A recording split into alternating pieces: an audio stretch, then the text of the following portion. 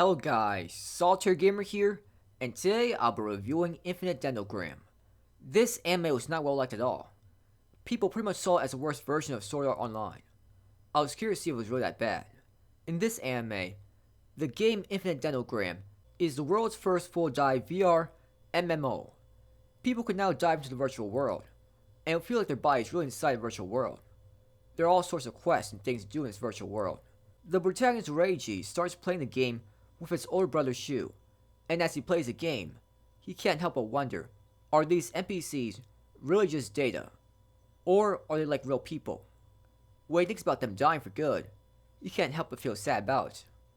This anime is pretty much Sword Art Online, except that the characters aren't stuck in the game, and there's not really much of a penalty for dying.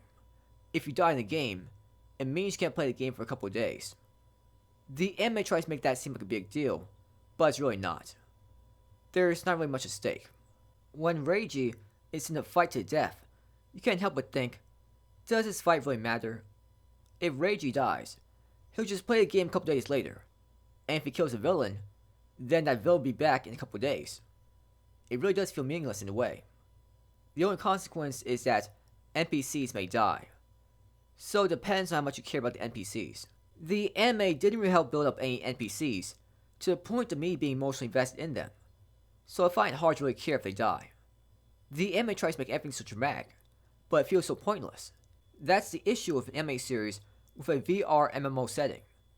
It doesn't feel like much is at stake. The one thing this anime series does better than Sword Art Online is that it doesn't focus on romance and harem. It's all about the characters completing quests and fighting off against evil villains. The quests were decent to watch, nothing too special. The anime gets interesting when this crazy villain named Franklin gets introduced and cause all sorts of chaos. They want to start a war and made an ingenious plan to cause conflict. They knew just how to trap their enemies. Franklin made for a good antagonist. Their backstory is certainly shocking, and not something you expect. It makes sense why Franklin is crazy, and pretty much wants to see the world go into chaos. Franklin and his allies got into all sorts of entertaining fights against Reiji and his allies. The skills used in this anime series were decent, but nothing that would really amaze you.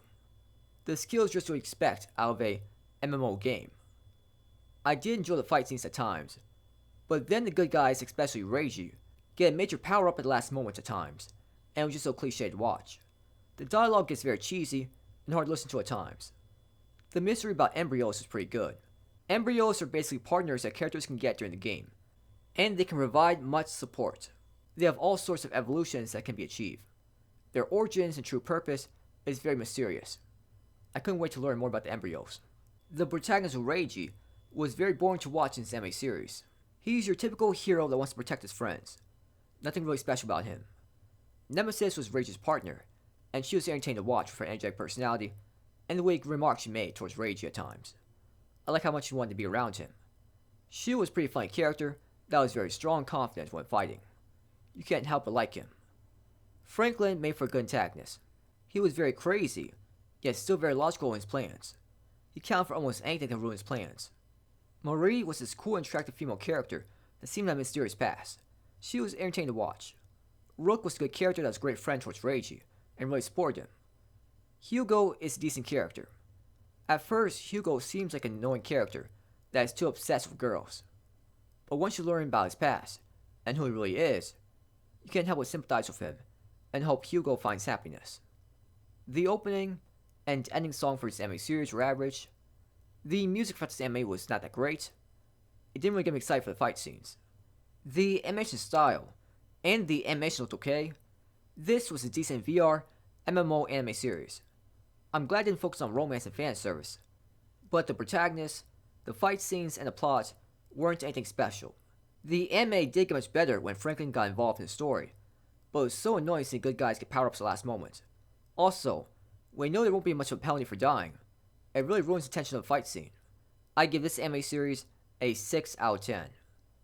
So that's all I'm talking about for this video. Thank you for watching the video. Have a good night wherever you are, and please like and subscribe if you enjoyed this video, and please comment if you found anything interesting in the video.